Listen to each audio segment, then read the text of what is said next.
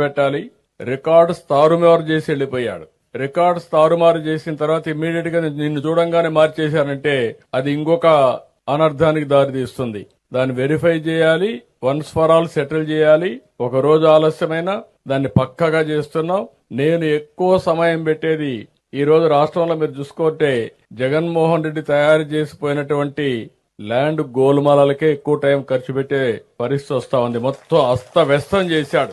ఇష్టం లేకపోతే 22A కింద పెట్టాడు. 22A అనగానే అది గవర్నమెంట్ ల్యాండ్ అయిపోయింది.